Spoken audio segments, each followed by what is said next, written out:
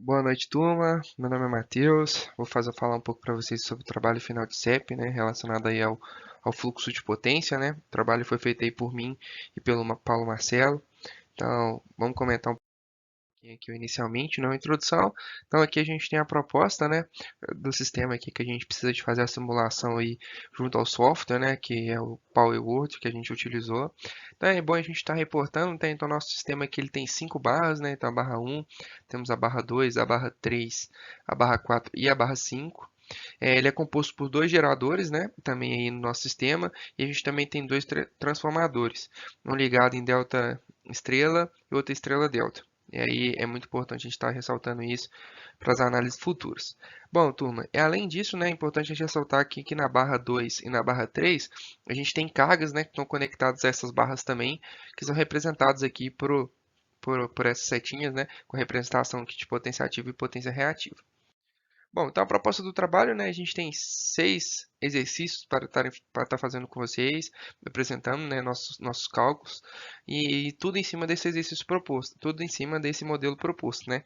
A gente identificar que é todas as variáveis referentes às nossas barras, então aí a gente tem a tensão e a fase, né? O fluxo de potência de todas as linhas, extrair a matriz Y barra, analisar o sentido do fluxo de potência, analisar, fazer uma compensação reativa na barra 2 para elevar a tensão para um PU, né? A gente vai saber o valor que ela está representando ali. E depois fazer uma simulação de desligamento, né? Conforme aí o tema do nosso grupo.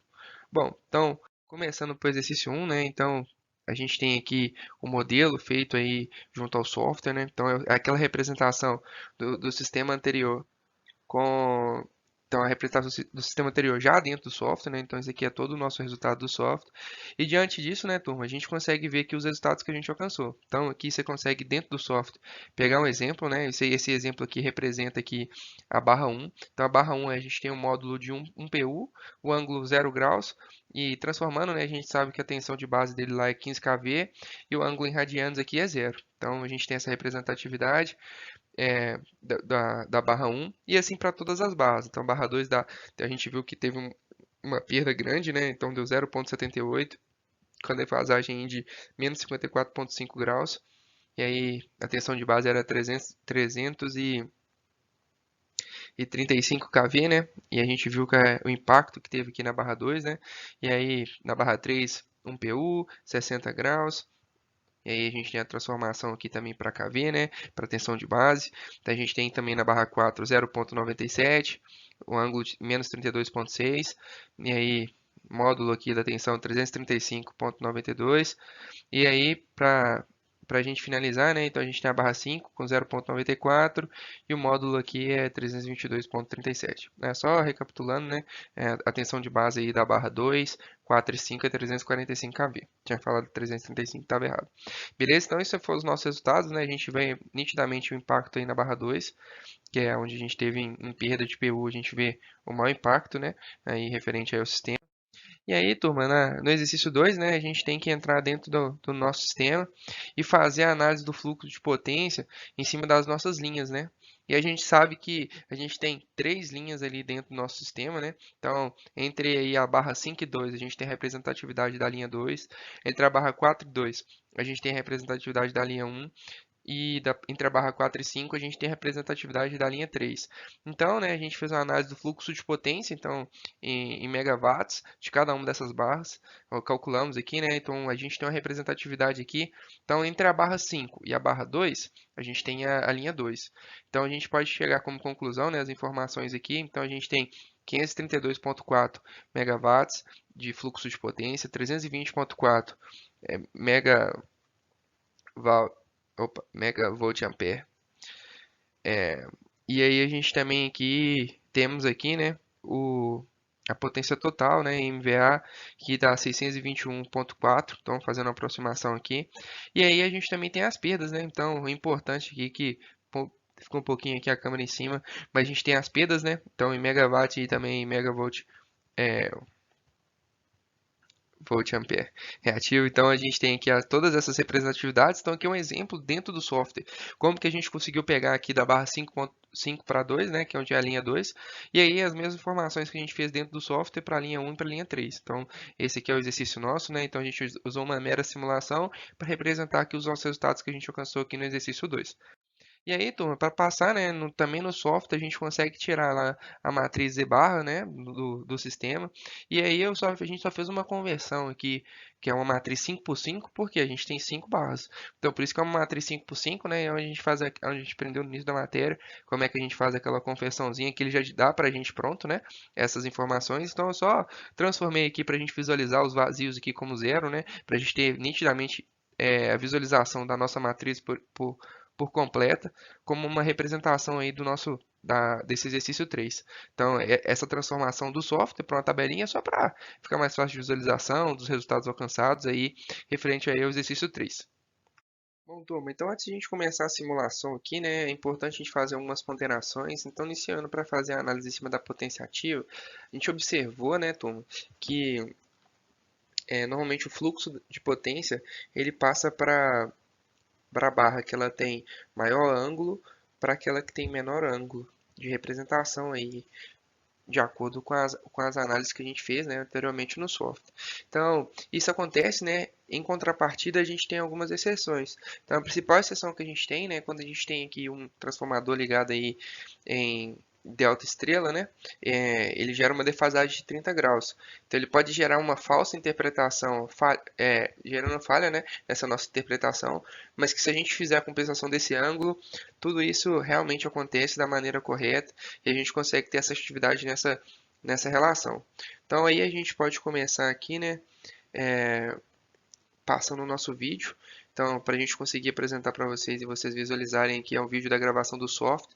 Então, o que a gente consegue ver? Então, na barra 1 aqui, a gente consegue ver que ela tem aqui a tensão de 1 PU, né? E o ângulo de 0 graus. Então, se comparado agora com a barra 5, né? Que a gente vai ver posteriormente, a gente pode ver que o ângulo dela é menos 34. Então, o fluxo de potência é do 0 por 35 graus. Então a gente consegue ver ali claramente, né, o próprio software ele proporciona para a gente de onde para onde que está indo o fluxo de potência, né, de acordo aí com todo esse relacionamento que a gente fez. Então a gente tem ali a potência em megawatts, então a gente tem realmente essa representatividade. Então a gente fizer essa mesma comparação em referência aí à barra 2, né, a gente vê que o ângulo dela aí, a representação dele aí é de menos 54 graus. Então, como o ângulo da 5 ele é maior do que o da 2, então o fluxo de potência ele vai da barra 2 para a barra 5 referente aí à potência ativa do sistema, né? Então aí ele se comparado, então na barra 4 é a mesma situação, então de menos 32. Então, de menos 32 para menos 54, novamente aí o fluxo de potência ele permanece, né? Nessa situação que a gente já reportou para vocês. E também se comparado aí à barra 5. Então, essa informação, né, que a gente passou para vocês, a gente consegue, né, estar registrando, estar pontuando aí em cima desses parâmetros que a gente passou, né, relacionado à potência ativa.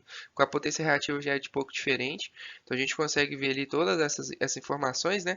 E no caso da barra 3 para a barra 4, a gente tem uma particularidade, porque entre elas a gente tem a situação do transformador, né, que está entre elas ali, e a gente consegue ver, né, essa relação com o fluxo de potência ele está invertido. Então, a gente consegue ver que na barra 3, a gente consegue ver que deu um probleminha na hora de simular, eu cliquei errado, né? A gente vê aqui que o ângulo dela é menos 60 graus. E da barra 4, a gente vê que é menos 32. Então o fluxo teria que ser ao contrário, né? Menos 32 é maior do que menos 60. Só que se a gente fizer a compensação dos 30 graus, na verdade a gente tem menos 30 para menos 32. Então por isso que gera essa informação aí e essa fazendo sentido, né? Essa lógica aí da potência ativa do nosso sistema. Bom, Tumi, para a gente fechar a 4, né, a gente tem que pontuar agora sobre a potência reativa. Ela acontece um pouco diferente, mas ela acompanha, né, a mesma lógica aí da potência ativa. É, normalmente não, né, acontece, né, o fluxo de potência reativa, ele acompanha o maior módulo de tensão de barra para aquela barra que tem menor módulo de tensão. Então, o que que significa? Então, se eu tenho aqui o exemplo nitidamente, a gente vai mostrar aqui depois no nosso prática, né? Se a módulo 1 eu tenho 1 PU e a 5 eu tenho 0,97 PU, então o fluxo de potência reativa ele vai vir da barra 1 para barra 5. Então, trazendo um pouco aqui para nossa própria aplicação, né, então a simulação que a gente fez aqui, então a gente consegue ver, né, esse fluxo de potência acontecendo na prática. Então, se eu fizer uma análise da barra 5 para a barra 2, eu posso pegar aqui, né, qual que é o módulo de tensão da barra 5. O módulo de tensão da barra 5, ele é 0,946. Então, esse é o módulo aí de tensão. Quando eu passo para a barra 2, ela é 0,7769. Então, a gente sabe que a barra 5 ela tem maior módulo de tensão do que a barra 2. E aí, na linha, né, de um fluxo de potência, a gente consegue ver aí que o fluxo está acontecendo aí da linha da barra 5 para a barra 2. A gente consegue concluir, né? A gente vê aqui qual que é a potência, qual que é a potência que está saindo aqui da barra 5 e qual que está chegando aqui, né, na linha 2, e a gente vê até mesmo a diferença que está tendo entre elas, né?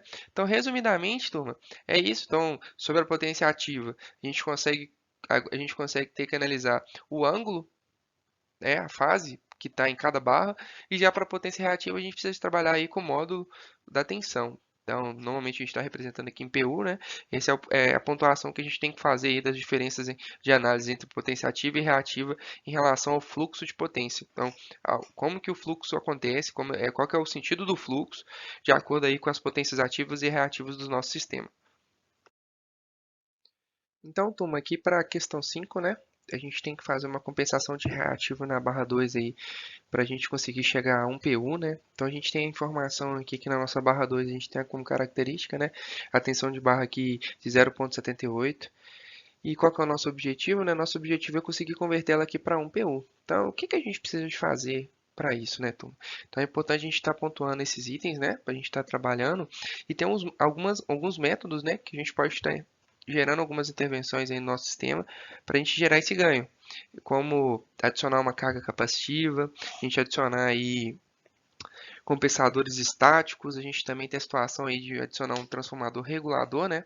E aí, como melhor estratégia, como mais fácil no software de simulação, a gente vai trabalhar aí com a compensação de reativo na barra 2, com a inserção, né, de um capacitor. Então, um switch shunt, que é um capacitor aí para a gente estar fazendo esse acréscimo e entender qual que é o valor dele necessário para a gente adicionar ali, né, essa compensação de capacitiva para a gente conseguir chegar a 1 PU. Então, se a gente colocar ele zerado, né, inicialmente, a gente continua com a mesma característica do nosso sistema.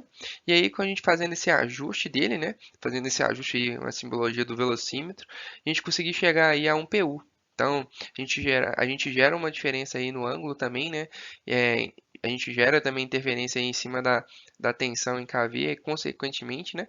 Porque ela vai estar próxima lá da tensão de base daquele sistema. Então, como um ajuste aí de compensação de reativo, poderia ser a inserção aí, né, de uma carga capacitiva. Então, a gente consegue definir esse valor dela com a variação lá dentro do software para conseguir aí chegar no valor ideal aí em busca do nosso resultado de compensação de reativo. Beleza? Então, para a gente fechar o exercício 6, né? Então a gente vai falar sobre a contingência, que é a perda na linha 3, né? Então, no caso, se a gente ter essa perda na linha 3, a gente não vai ter fluxo de potência circulando aqui nessa linha 3. Então, aqui a gente tem um sistema padrão, e aqui é o nosso sistema aqui com a contingência, né? A perda na linha 3, e a gente precisa fazer algumas análises aqui para a gente entender, né, esse processo certinho aqui, como que funciona.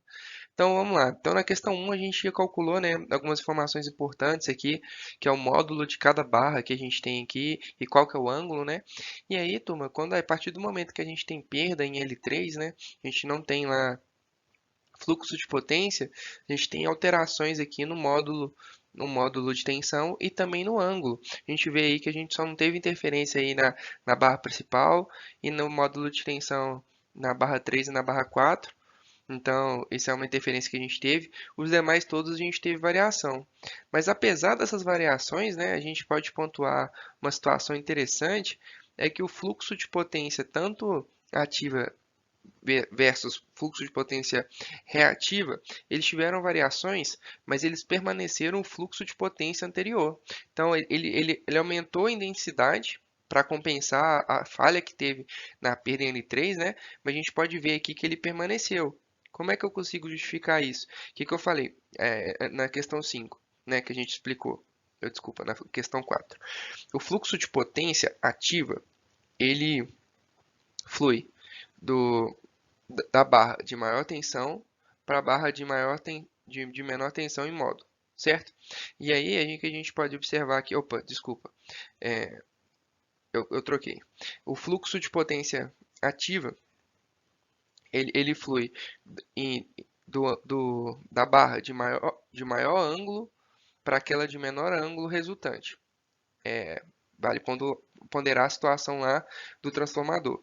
Então, vamos supor aqui, vamos ver onde a gente teve interferência aqui, né? Então, a gente teve interferência aqui, ó, nitidamente aqui da linha 4 para a linha 5. Então, as duas mudaram em ângulo.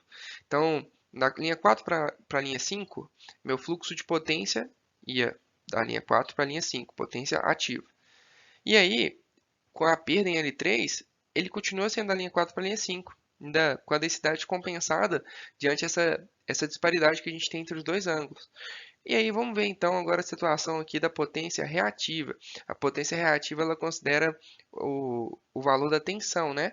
E a potência reativa então, de 4 para 5, a gente vê aqui que era o fluxo da potência reativa, ele era sentido L3, sentido de 4 para 5. Então, por quê? Eu tenho 0,97 para 0,94. Então, esse fluxo permanece. E aí, quando a gente passa para perder L3, esse fluxo também permanece. A gente passa de 0,97 para 0,91. Então, a gente vê que ele manteve as características do sistema, né? Apesar da gente não ter fluxo de potência em cima da linha 3, mas que ele compensou em cima de densidade de fluxo de potência. Então, teve variações na densidade de fluxo de potência para ser compensado, né, ali os sistemas. Então a gente vê que na barra 2, então, ela teve uma maior interferência. O que que significa? Então ela já estava tendo muita perda, que ela tinha em módulo lá, né, 268 kV, sendo que a tensão de base é 345. E aí ela teve mais perda, que gerou na tensão de base 2,41, na tensão de barra 2,41. Então essa análise que a gente consegue estar fazendo aí dos impactos, né, oriundos aí a perda da linha 3. Beleza? A gente agradece aí pela participação, atenção de vocês. Espero que todos tenham entendido o nosso trabalho. Grande abraço.